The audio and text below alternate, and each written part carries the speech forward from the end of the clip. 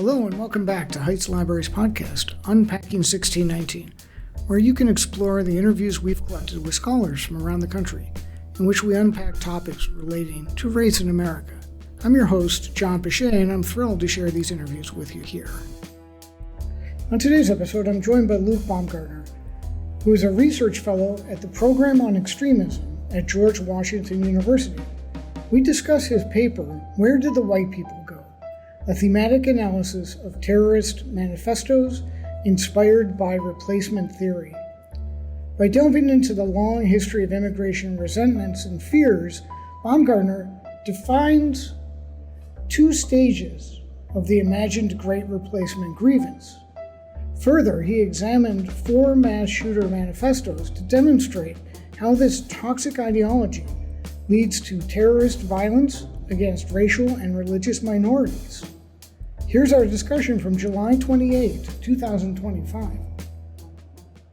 My name is Luke Baumgartner. I'm a research fellow at the Program on Extremism at George Washington University.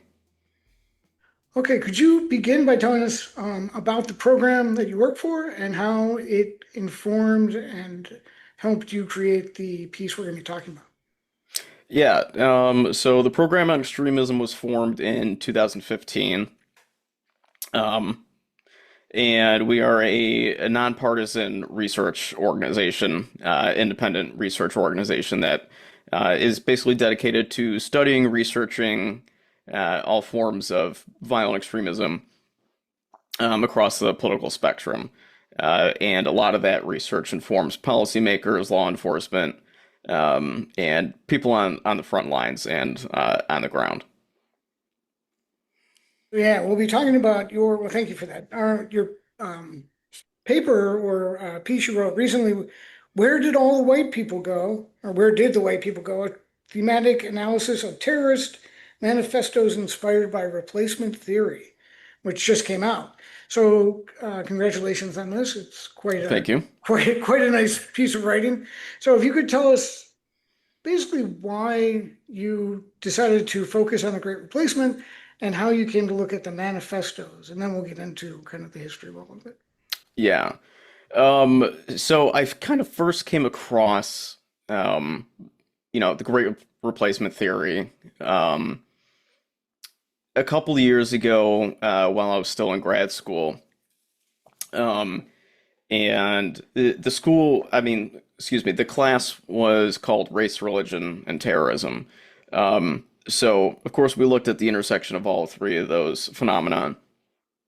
And one of the things that kept coming up during, a sort of our 2-week-long focus on far-right extremism and terrorism and white supremacy was this narrative of population or, demographic replacement as a driver for violent extremism. So that was basically what sort of piqued my interest in it because I kept seeing it come up over and over again in some of these examples that we'll get into a little bit later. But one of, the focal points for, a lot of the incidents, or at least the violence that we've kind of looked at, is replacement theory. And I wrote a couple papers dealing with it tangentially while I was still in grad school. The first one was looking at, what inspired Brenton Tarrant to carry out his attack. It was a fusing of race, religion, and those sort of, grievances, I would say. And the second one where it kind of came up that was at least, present in my mind at that time, was Anders Breivik in 2011 in Oslo, Norway. And so those were sort of two of the papers that I used to kind of take a deeper look at it. Excuse me. And while I was in the course of, researching for those papers in school, I noticed that there was a lack of comprehensive literature on the actual theory. People put it together piecemeal and gave a pretty broad overview of it, but there wasn't a more detailed analysis of where the conspiracy sort of came from, how it sort of developed, into these two different, separate yet, similar theories. And like I said, say again, we'll get into the differences. Um, but there was no comprehensive look at how these two separate but somewhat equal theories developed, of course, across time in the United States and in Europe. So that's the gap that I wanted to fill with this, and I wanted to apply it to the context of how it motivated violent extremists. Yeah, and I think that that's one of those questions that kind of we gloss over when we look at the manifestos because it's just like, oh, everyone thinks they know what the Great Replacement is and what kind of where it came from, and I would love for you to define it for us, and you can do the two branches, kind of overlay it now, but because it seems self-evident, but I think when you drill down into it, it becomes a little bit more complicated. Yeah, so broadly speaking, the Great Replacement theory is a racist and anti-Semitic conspiracy theory that posits that there is a nefarious plan plotted by a cabal of global elites or liberals, which is typically just a euphemism for Jews, that they're ethnically replacing or demographically replacing white people or Europeans, people of European descent, however you kind of want to put that. But the main driver behind it is that there is a conspiracy, that there are people behind the scenes who are pulling the strings, who are, making this happen on purpose.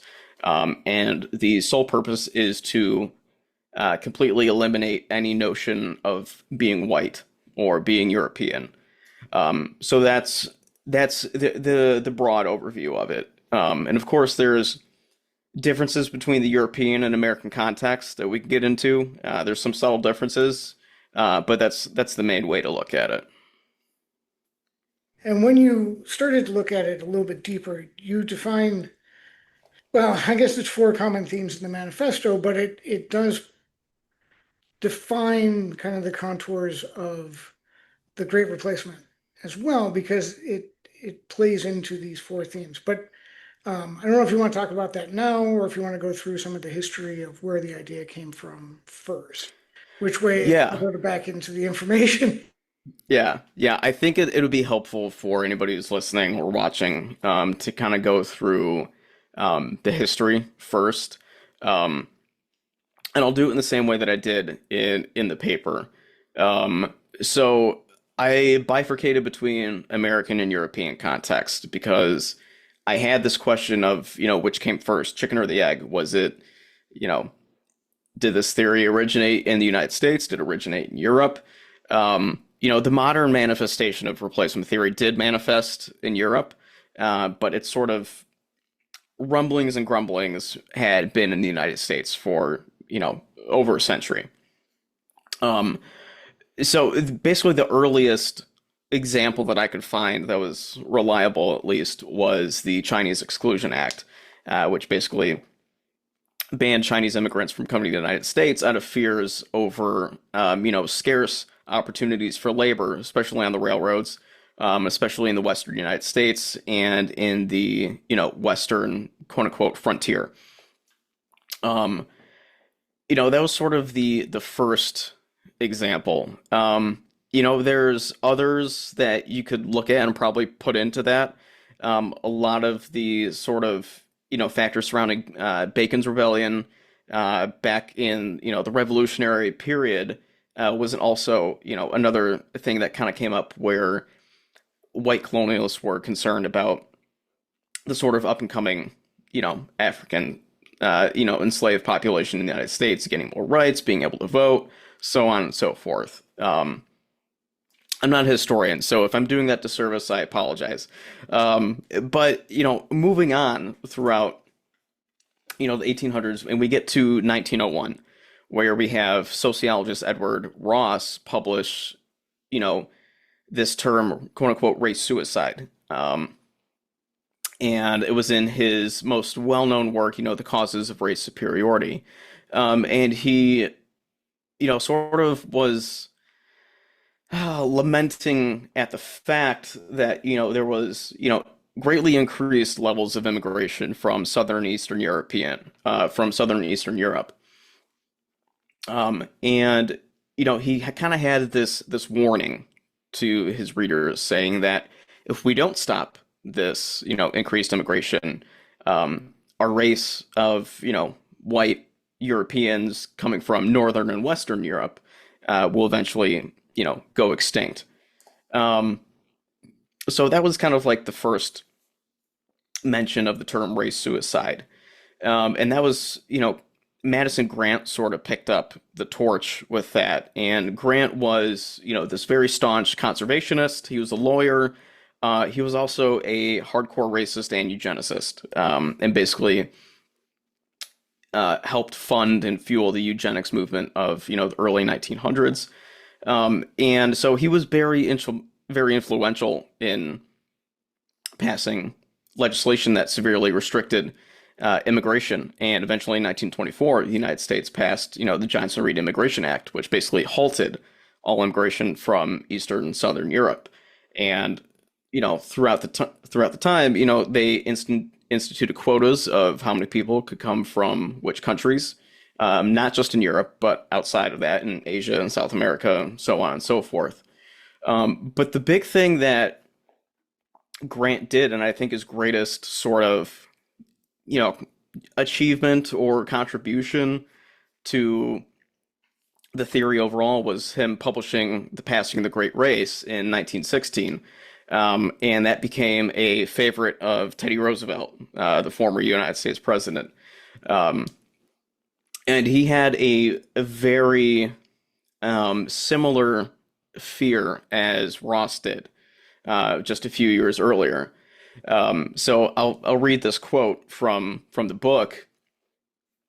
So this is Grant. Quote, Aboriginal populations from time immemorial have been again and again swamped under floods of newcomers and have disappeared for a time from historic view. In the course of centuries, however, these primitive elements have slowly reasserted their physical type and have gradually bred out their conquerors, so that racial history of Europe has been in the past and is today a story of the repression and resurgence of ancient races. So, Grant is basically saying the exact same thing as Ross is, increased levels of immigration, less white people. It's this, campaign against race mixing. Um, and then, George Lincoln Rockwell in the 60s sort of picked that back up, because you have to remember that during the 1930s and 1940s, during the Second World War, eugenics and, National Socialism or fascism kind of fell out of favor with a lot of the American public, save for a few, notables here and there, Henry Ford and the like. But George Lincoln Rockwell picked that up back in the 60s. So real briefly, Rockwell was the founder and leader of the American Nazi Party. Um, and he, published a lot of, vitriolic sort of racism and anti-Semitism in his book and in his magazines. And he basically went on to say that World War II and the Civil War were these quote unquote brother wars between white people. World War II was a brother war between all the whites in Europe, and the Civil War was this brother war between white Americans in the United States. And, that's basically where, the idea of race suicide sort of comes from. And how it differs from sort of white genocide, which is the same side of the coin, is that the burden of responsibility for who's facilitating this falls on different shoulders. So when it comes to race suicide, we think of suicide, outside of this racial context, of being self-inflicted. And when it comes to the idea of racial suicide, it is, white people themselves that are inflicting this upon them by letting immigrants come in and, intermarrying with different, races or other ethnicities. So that's where the burden of responsibility falls. But when it comes to white genocide, it is planned. And that shift to the idea of white genocide didn't really come about until the 1970s and the 1980s, really. And David Lane, and David Duke, two Davids, were very instrumental in sort of facilitating this idea of white genocide. And David Lane was the first one to actually coin the term in his 88 Precepts, which he published while he was in prison. I think it was in 1999. And within this book is basically a compilation of all of his writings while he was locked up. And the essay, which is called the White Genocide Manifesto, was the first time that he really introduced the idea that there is a global cabal of Jewish liberal elites that are organizing increased levels of immigration to the United States. And now, at this point, even in the 70s and 80s, there had been increased levels of, immigration from Central and South America.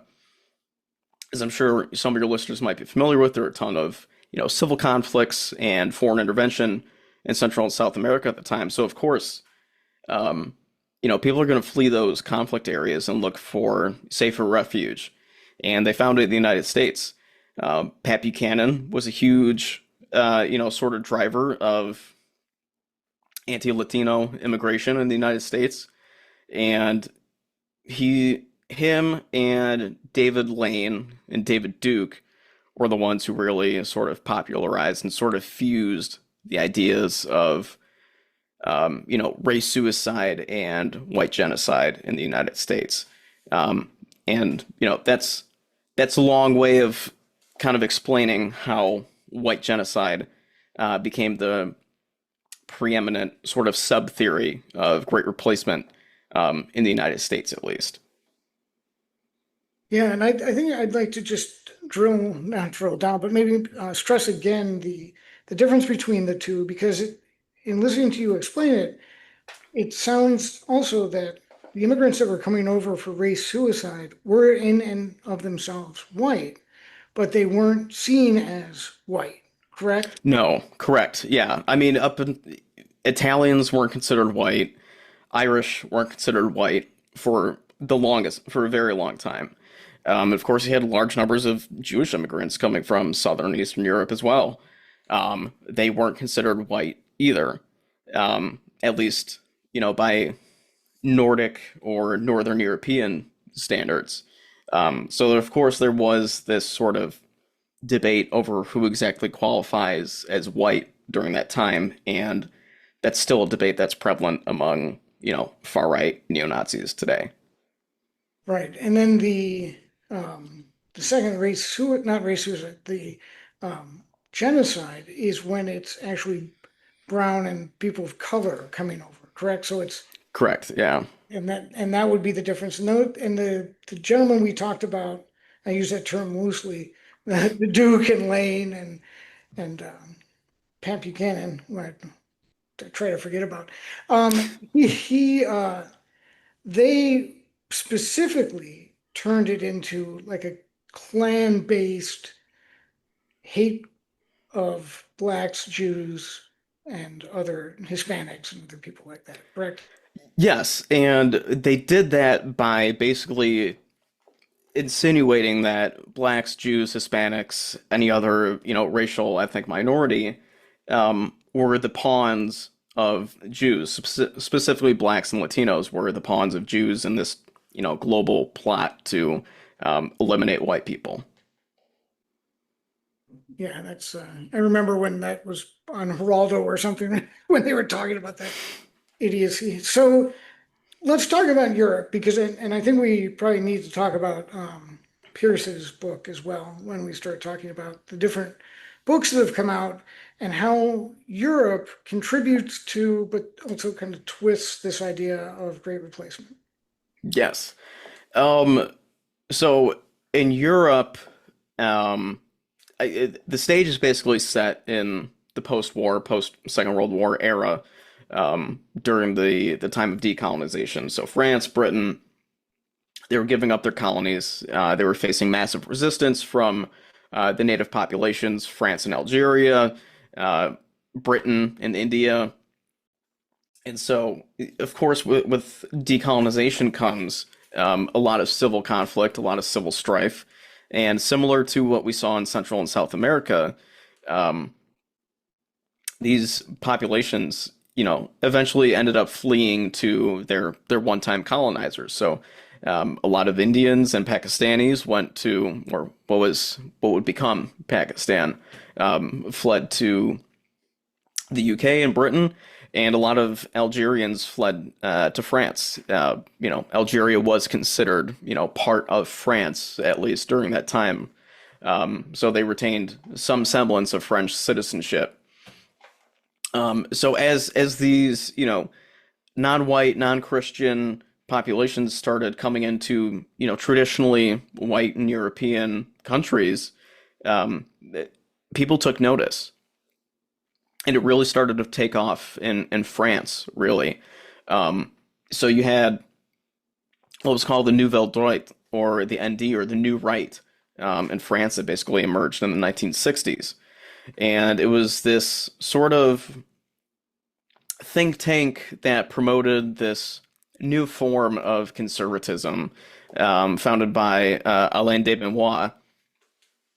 And what they ended up doing was, they facilitated this reaction against, egalitarian socialist French thought that traditionally permeated French academia for so long. I basically ranted against decadence and Western materialism and everything, and the soft power that the United States sort of exhibited across the rest of the world. Um, and one of the people to come out of that school of thought was Jean Raspail, and he published this book called Camp of the Saints, or the Camp des Saints. And it's basically a dystopian fiction novel, that depicts, invasions or hordes of dark-skinned refugees coming from India and eventually overwhelming France, to where these refugees team up with leftists, anarchists, communists, overthrow the French government, and France ceases to be France anymore. Um, and that was, sort of the novel that really sort of set it off in France, and it's become popular amongst other far right figures. Steve Bannon, Jared Taylor, John Tanton, and a few others. But after Jean Raspail, excuse me, you had Renan Camus, who was this gay French travel writer, who, during the course of his work writing for these travel magazines in the 1980s and the 1990s, he he had already read, these folks from the New Right, and he was on assignment in Hero in '96, and he saw tons of Muslim women in a part of France that he never thought he would see Muslim women in. And this was such a foreign sight to him that it just repulsed him. And from that point on, he sort of noticed that, hey, if this trend keeps continuing, um, then we will end up becoming colonized. And he kind of dubbed this term colonization by belly. And it's basically predicated on this belief that Muslims have higher reproduction rates than non-Muslims. And eventually, the more Muslims that come to France, the more children that they have comparatively to quote unquote native French couples or French people, then eventually they'll be replaced. So, in 2011, that's when Camus published, The Great Replacement, which is basically his magnum opus, basically laying out the entire theory for anybody who would read it. Yeah, and there's that British guy who I don't know how you pronounce it, but it's like Bat-Yor. Yeah, Batyor. Yeah. Bat-Yor. And maybe you could explain that name and why he takes that pseudonym and what his contribution and Fallaci, I guess, as well. Yes. So Batyor is actually a woman. Yes, she is a British historian who grew up in Egypt. She is, a British Jew who grew up in Egypt. Um, and she sort of came up with, she was, this pseudo-historian, conspiracy theorist, who sort of came up with this theory called the Eurabia thesis. And basically, what she lays out in her written works is that in the 1970s there was this European Arab dialogue in the 1970s, where in exchange for better prices on oil, European countries would let higher numbers of Arab and Muslim immigrants into their countries. That forms the basis for it. And Batyor was, really instrumental, especially in the early 2000s, of getting this idea of a conspiracy to the wider masses. And together with, Italian journalist Oriana Fallaci, who, in the wake of, 9/11, really took a hard right Islamophobic turn through her books and her essays, um, basically took what Batyor was saying and supercharged it. And if you read through some of their works, you will find lines that you would think basically came straight out of something from an American neo-Nazi. And it gets really hard to tell the difference between the two. Arguably, they are, you know, more educated and a little bit more eloquent than a lot of American neo-Nazis would be. Batyor likes to use this Islamic concept of dhimmi or dhimmitude, whereby non-Muslims, particularly Jews and Christians, in the 6th and 7th century, were treated in a different way than Muslims were in any sort of Muslim land. So you would have to pay a tax called a jizya tax. You'd pay to the Muslim government in exchange for not being harassed, not being killed, so on and so forth. And basically what Batyor did was apply that to her conspiracy of the European Arab dialogue, that European countries are basically subservient to these Muslim and Arab countries in exchange for better rates on oil prices. But she greatly misunderstands what the term actually means. And there's, centuries of literature on how Jews, Muslims, and Christians actually interacted in many peaceful, situations in the Middle East, especially when, whether it was underneath the Ottoman Empire or some of the earlier dynasties in the Middle East. But she just totally glosses over that. Well, that seems a commonality to all these theories. I mean, going all the way back to race science and eugenics, you just gloss over real science Exactly. and all that kind of stuff and make up whatever you want and justify it. But the so you've laid the groundwork now for what is the great replacement and kind of how it has these different components.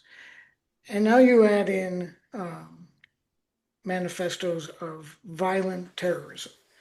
And could you explain to us what the terrorists and these people are, how they enact their violence, and then how this theory informs what they do? Because unlike other mass shooters, these guys love to tell us at great length with excruciating detail why they feel compelled to do what they do. Yeah. So I chose the manifestos for a couple reasons. The first is that, they provide a window into, the attacker's sort of mind, albeit limited and imperfect. You know, during the time that I was actually flipping through these pages, poring over them, highlighting, doing a bunch of Control F. Okay, how many times did this term pop up? How many times did that term pop up? How many pages did they devote to this or that? Um, there was a lot of sort of distraction placed in there as well. You have to take these manifestos with a grain of salt when you're looking through them, uh, because that's sort of intentional with what these people do. They leave behind a manifesto, not necessarily for normies, quote unquote, to sort of look to and think, oh wow, that's really messed up. Here's why he did it. These are his exact words, these are his motivations. It's not necessarily always cut and dry like that. A lot of it is shit posting, a lot of it is a distraction or purposely misleading or purposely sarcastic or ironic. And that's sort of the point. But the overall point is for them to leave behind some sort of manual for others to look at. There might be another disaffected young white man who picks up the manual and looks at, or the manifesto, and looks at it and says, this loser in his basement who spent hours and hours online, on Reddit, on 4chan, 8chan, wherever, they picked up a rifle and did something about it, so why can't I do it? And that's the main, purpose, at least what I think, excuse me, behind a lot of these manifestos that I examined, especially for this one. And specifically the ones that I chose were the manifestos by Anders Breivik from 2011, his attack in Norway, Brenton Tarrant from his attack in Christchurch, New Zealand in March of 2019. There was also John Earnest, who shot up a mosque in Poway, California in April 2019. And then there was also Patrick Crusius, who shot up a Walmart in El Paso, Texas in August 2019. And then finally Peyton Gendron, who shot up a top supermarket in Buffalo, New York in May of 2022. So those were the 5 manifestos that I picked, basically because it was best, I use that term loosely, best material to work with, because I actually left behind, something for somebody else to read. And that was their intention, to leave behind a manifesto, inspire others. So that was basically the selection criteria that I used for this one. And you found some common themes throughout them, and I'd love for you to unpack those in light of what we just talked about with the history.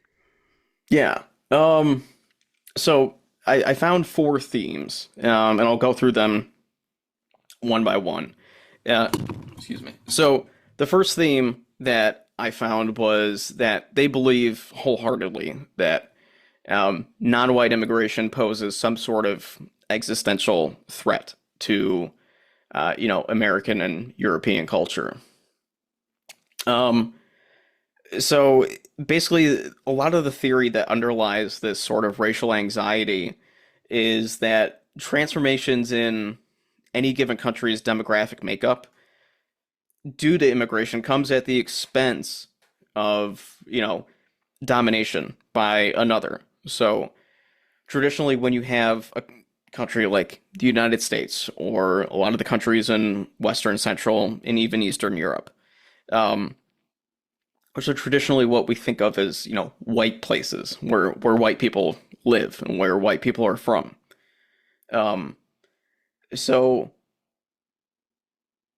those places are dominated by those cultures and by that dominant, race. And anytime you inject some outsider, foreigner, somebody who isn't in the in group, and it creates some sort of anxiety, and it's a racial anxiety. Um, and the fear is what Dr. Michael Fiola calls melancholic character of white nationalism.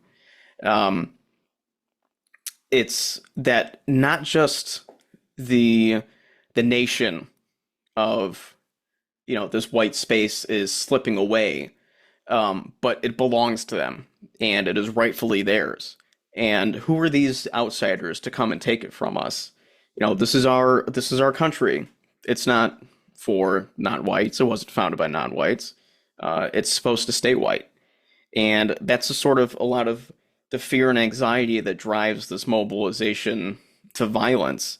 And even more so is what these attackers perceive as a lack of action by the governments that they live under to stop it. So if governments aren't going to clamp down on immigration, specifically non-white immigration, then they see it as their personal duty and responsibility to take matters into their own hands. If we can't vote somebody into office who will do this, if we can't get politicians who are already in office to actually, make the time and effort to pass legislation to enact what we want, then that's on us. The burden is on us now to pick up a rifle, construct a bomb, and send a message and get all of the quote unquote, invaders out of our traditionally white space and homeland. So that's the first theme. And if you have any questions about the first theme, happy to answer. Yeah, I think the thing that I would really stress on that, and maybe you could talk a little bit more about, is the emotional kind of, we're losing something that cannot be replaced. So I mean, it's this weird dispossession, right? So can you talk a little bit more about that in this context, where it's, what we have is being given to someone who's lesser than. Yes, and that's what other political scientists and other social theorists have kind of called, the politics of rage, and that's formed in relative between privileged and non-privileged groups.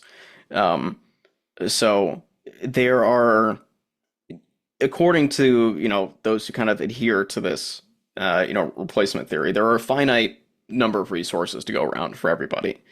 And if the in-group, my group, is accustomed to having the majority of these resources, and the out-group comes into our community, therefore, some of those finite resources are being taken away from us. Our piece of the pie is getting smaller. And that elicits, a negative, emotional response, because they see this outgroup who is getting their piece of the pie as undeserving. They weren't here when we were here. My family's been here for XYZ number of generations, and you just came off the boat, and now suddenly you get to have all the things that I worked so hard for. That's really what the driver of that negative emotional response really is. It's this perception of inequality, ironically, inequality, and it's this realization that it's not just me or my in-group who's entitled to some of these benefits, it's everybody else too. The finite resources then lead to theme two, which is access and control of women. Correct. Misogyny. So Yes. tell us about how that twisted logic works. Yes. So broadly, misogyny is the overarching second theme that I identified when I was going through these, manifestos. And when it comes down to it, is this one, concern over modernization and how women fit into broader society. As society progresses, we become more educated and more resilient. Women generally are not at home. They're not raising children. They are out, attaining careers, progressing, getting educated. God forbid, driving and voting too, depending on where you live. And so that is what they see as, sort of the first threat to maintaining white dominance or white superiority. And the second one is just protecting white women in general.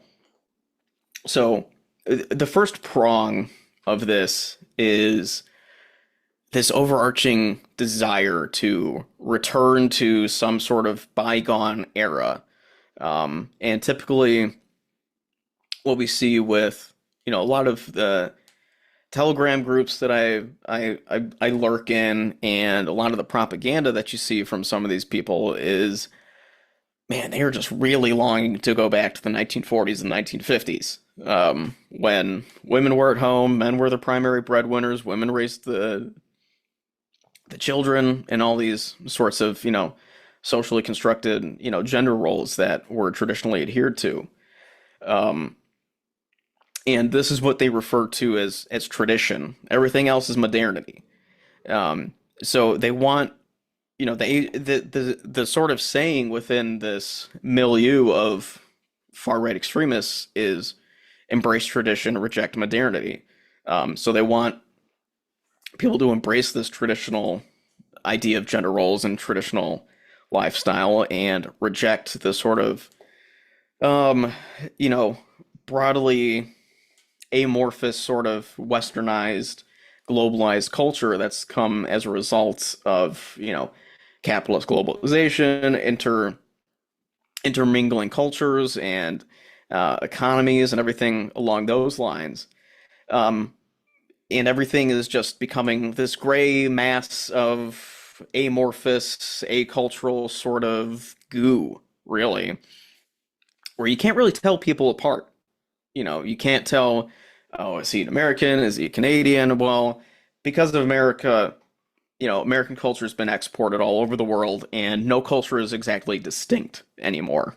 There's no possibility of maintaining your culture or maintaining our culture. So it's a maintenance issue for them, which is brought about by globalization. And then, secondary to that, but I think is probably the most important, is just this overall desire to become or be this protector of white women. And who are they protecting white women from? Non-white men. So it's something that you see really over and over again, when there's fear mongering or panics about immigration. Is, won't you think of, the poor delicate women, or think of the children, is something that you hear over and over again. And their primary fear is that they have more competition for mating with white women. And these people are afraid that non-white men are going to come and take the white women that are rightfully theirs and they are entitled to and reproduce with and start a family with. And a lot of this comes out of fear that non-white men just can't control themselves around white women. They are sexually aggressive by nature, and these are immutable traits that they just can't shake, and they can't help but to rape white women and create mixed race babies. That's what it comes down to, um, in the misogyny aspect of this. So in their quest for becoming this brave warrior who protects white women, they have to kill all their competition, which are non-white men. And they're protecting the body of white women, and that's literal and figuratively, that the the character of a nation is shaped through a woman's a woman's body. And that is, like I said, physical and literal. Physically, because they are the ones who bear the children, and they're the ones who make white babies. And symbolically, that transfers, or, translates into, even if these women are not having children, they could still potentially have children, and therefore they are the future of this nation, of this white nation. Yeah, and it also denies agency on both fronts. So if women decide to go out and have careers, that's wrong. And then if they decide to go out and have relationships with people who aren't white, that's also wrong. So both of those deny any sort of choice or agency on women. And it's a very, as you say, misogyny is the hatred of women, and this is by protecting, they're also confining and restricting and basically denying autonomy to white women, which is ironic for in this Yeah, right. So that's self-defeating, basically. right. And this is where the incels would fall in. Is that like some of the Yeah, there is some overlap there. Um, Incels exhibit, you know, the Venn diagram isn't exactly a circle, but there is, some shared space in between those two. yeah, okay. Yeah, 'cause I know that's a whole other type of Can of worms. manifesto, yeah, Yeah. manifesto that they create. So then that brings us to theme three, which is our favorite conspiracy topic, the Jews. And Correct. it's Yeah. always globalists. It's always, I mean, we hear it. It's amazing how, and I think you talk about it in this section, how mainstreamed this has become. It's at various points in our history, we've had hints of this, but now it's almost, I mean, you just hear it on every news channel. Yeah. So, you know, for everybody that I kind of looked at in this study, they all shared this, conspiratorial worldview that there is somebody has to be pulling the strings. Somebody is the puppet master. Why is this happening? Well, it's either one of two things. It's either this cabal of liberal elites who adhere to this, quote unquote cultural Marxism ideology, or two, it's the Jews. And that Venn diagram is almost a circle. Um, that one shares like a 98% overlap that I've sort of noticed, and this is just kind of me riffing, but um, you know, whether or not these attackers explicitly refer to Jews as the masterminds behind this conspiracy, it's hit or miss. When I was looking at these manifestos, the only two that I saw that explicitly made a reference to Jews as the puppet masters were John Ernest and Peyton Gendron. So Ernest was the most forward in his, Jew hatred. That was basically the entirety of the 6 pages that he wrote. It was just this railing screed against Jews, and they're responsible for everything that's bad, including, white genocide or ethnic replacement of Europeans. When I looked at Gendron's, his was a little different. His was mainly plagiarized from Brent and Terrence. That's another thing that a lot of these people have in common is that they plagiarize off one another. Um, so I would say probably 80% of Gendron's is just plagiarized from Brent and Terrence. Um, but a difference that I saw between Gendron's and Terrence was that um, Tarrant never explicitly said that he hates Jewish people or he thinks that they are explicitly responsible for the Great Replacement. He sort of alludes to it in his Q&A section, but it's sort of fuzzy. If you're taking it at face value, it's a little fuzzy. If you read between the lines, you can kind of see it. But with Gendron, he dedicates a full 30 pages to just going on about the Jews, and the section is called "About the Jews." Um, so he spends 30 whole pages going through this racial science about how Jews had different genes, yada yada yada, Hazar theory, so on and so forth. And he does explicitly blame Jews for, you know, being behind this calamity, racial calamity that he's attempting to stop. But the others that I looked at were not so, you know, out and out about it. Like I already mentioned, Tarrant was not super anti-Semitic in his manifesto, at least. But if you look through some of his old online footprints, you can see a lot of that. Um, Breivik was not either. He was very much pro-Israel, very much a Zionist, at least at that time. He has since very much changed his tune and become a full-blown neo-Nazi National Socialist while he's been in Norwegian prison. And Crucius doesn't mention Jews at all. So it really sort of varies. But the biggest targets that a lot of and like I said, the overall theme is that there is this cabal of cultural Marxist liberal elites. Um, Whether or not they chalk it up to Jews as being those people depends on the manifesto that you look at. Yeah, and I mean, when you had people like Glenn Beck getting fired for bringing on a Holocaust denier, and Tucker Carlson basically trotting these global, and Alex Jones, I mean, the globalists don't always mean the Jews, but they always mean the Jews, right? It's globalist, bankers, liberal elites, any sort of euphemism that you can find. Zog, Zion occupied government, that's another one that comes up a lot. Um, Specifically with Tucker Carlson. New York Times did a project or investigation on him, and over the course of however many years, and thousands of episodes that Tucker Carlson had while he was on Fox News, he mentioned some sort of replacement more than 400 times.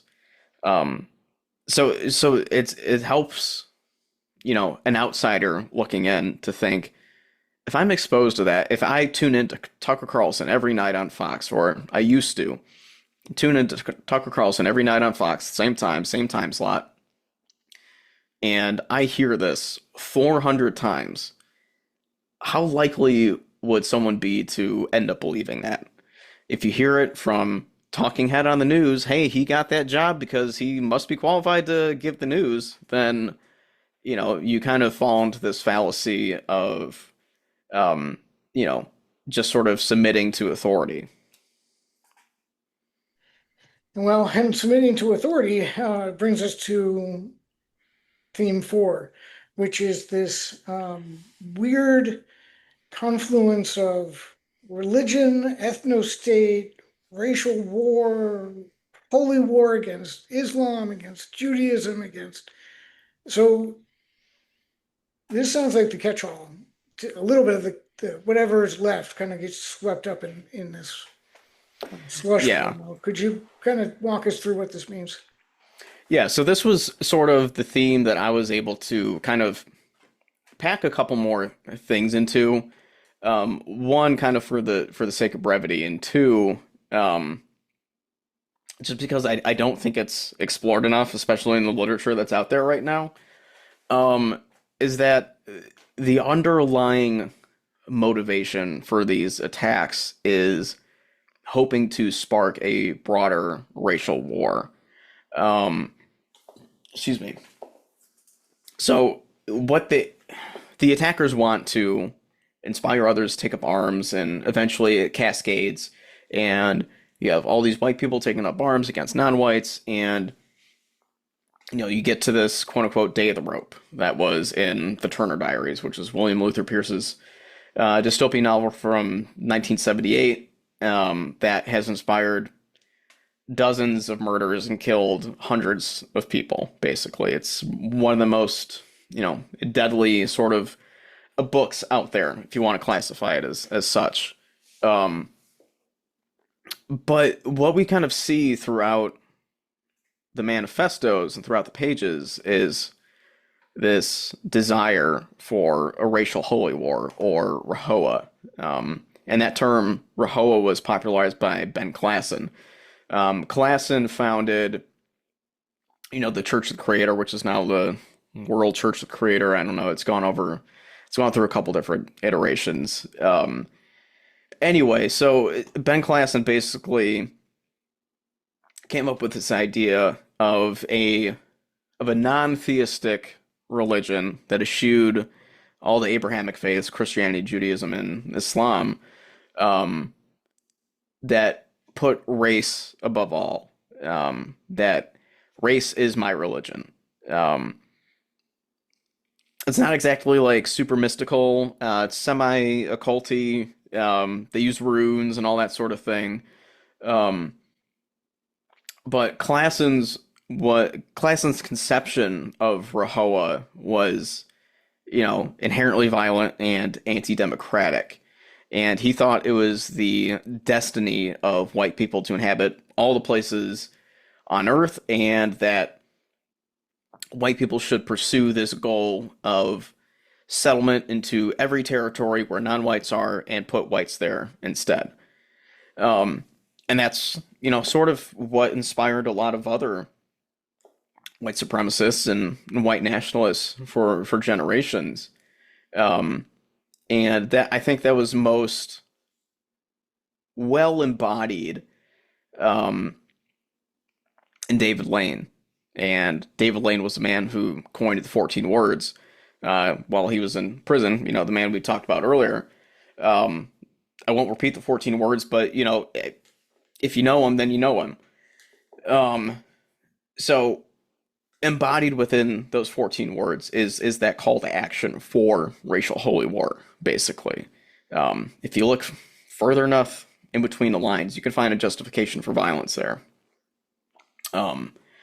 And, there's plenty of other groups or individuals who have, taken that to heart. In the paper, I mentioned Atomwaffen Division, I mentioned the base, I mentioned, a couple of other, white supremacist terrorists who have really wanted to take this to its extreme end and to its literal end.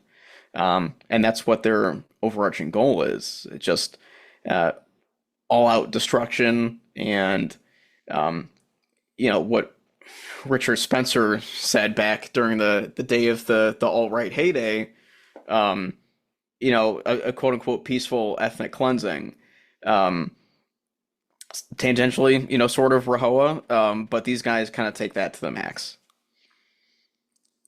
Yeah, and maybe well, thank you, because that kind of wraps up the themes in them. Now, could you give us a little bit, because it's not in the paper, so I'm going to ask you to kind of riff a little bit here.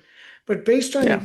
because when you were talking about it earlier, do the manifestos have a structure? Like you said, one had a Q&A section. That just strikes me hmm as incredibly odd. And like, why would it have a FAQ page on a terrorist document, So could you tell us about the manifestos themselves, how they're kind of written, the language that's used, and then also is there this cheeky kind of modern sense of, am I a Nazi? Maybe I'm a Nazi, that kind of joking 4chan kind of, Irony. yeah, or Yeah. racist irony, I guess it is. Yeah. So I'll address the first point. There is no overarching sort of structure to a lot of these.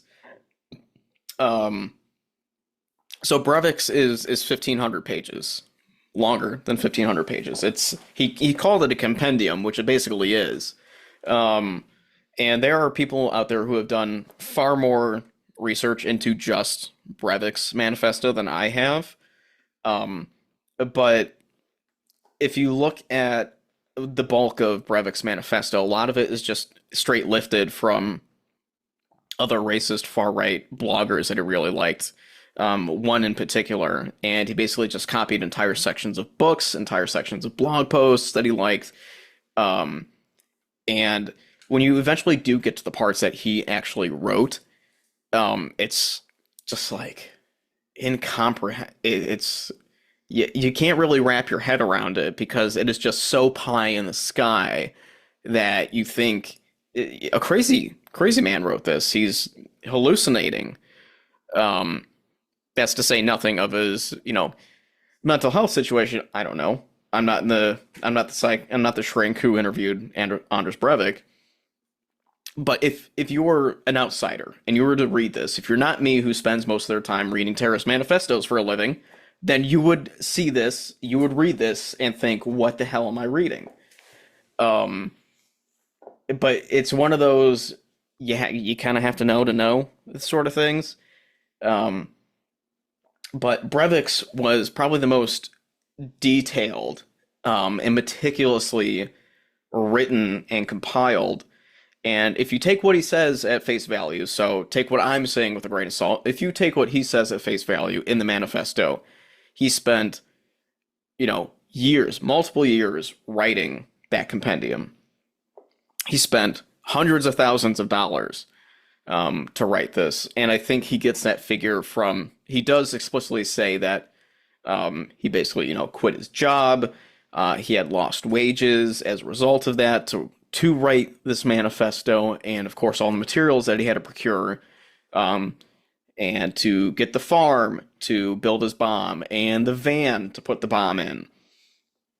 So if you figure all that in, beyond the point, um, he has instructions where he meticulously lays out the process that he went through for constructing his explosive device and how he procured all of his weapons. And the last, like, 30, 40-ish pages are just this, like, detailed diary of the last 82 days of his life up until, he committed the attack. Spoiler for anybody who doesn't know, he lived through the attack. He was taken by police. So that is sort of a glimpse into him as a person. He goes through his childhood. He has this multiple long Q&A sections. And that's something that a lot of the other attackers that I chose for this paper ended up emulating, was this Q&A section.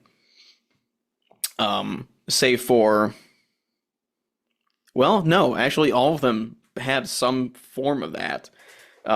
Not as detailed and not as meticulous as Breivik was, but they did kind of write in this back and forth question and answer, hypothetical question and answer format. And all these manifestos vary in length. Terrence was like 78 or 80-ish pages. Crucius was only like 2 or 3. And Gendron's was 180, but most of that was, again, lifted from Brent and Tarrant. So, they vary in length, they vary in detail, they vary in their level of disgusting things that you have to read for this, field of research.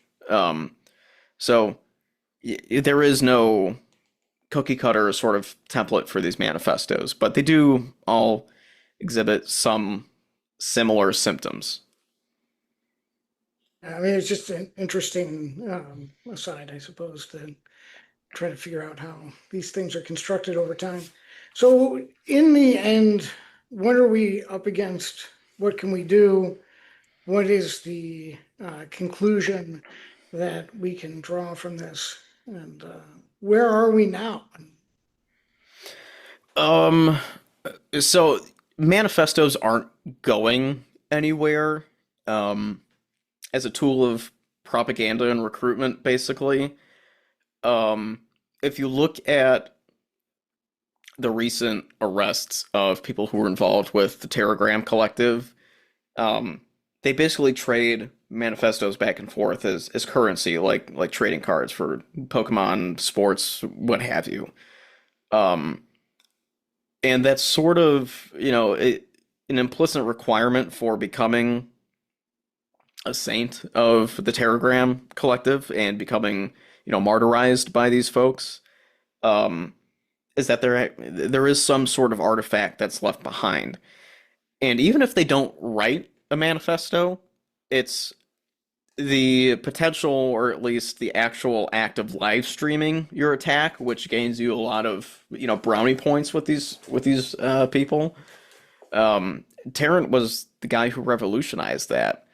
Gendron did that too. The attacker in Halle, Germany did that as well.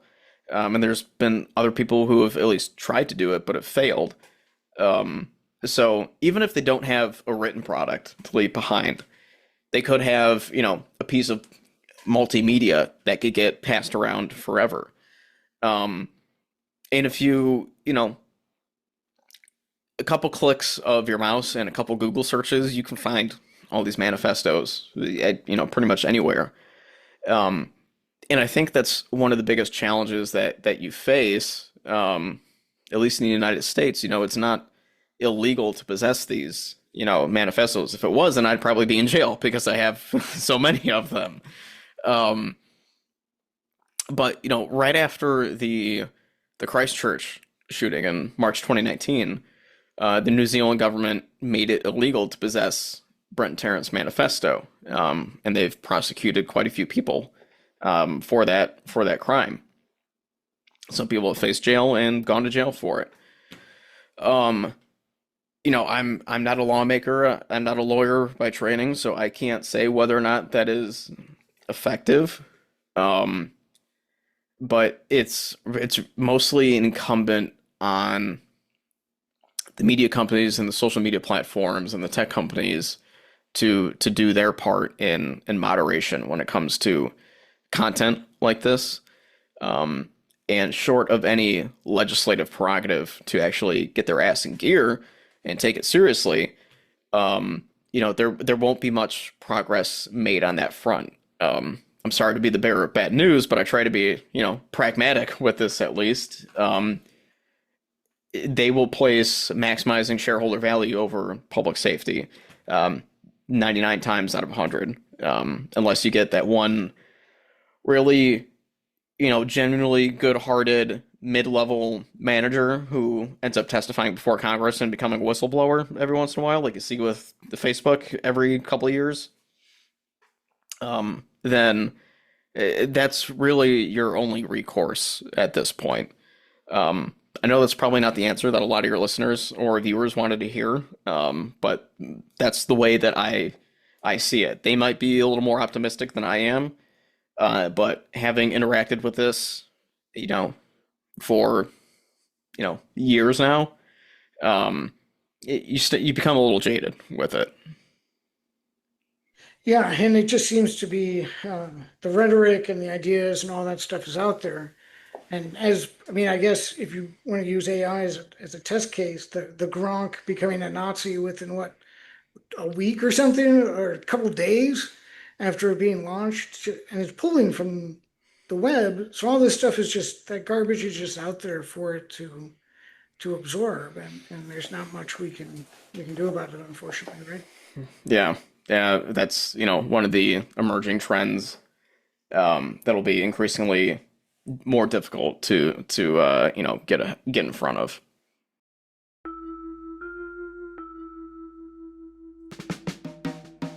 Thanks for listening to the Unpacking 1619. For more information on Heights Library's 1619 Project discussion group, or to check out more interviews with scholars, please visit heightslibrary.org.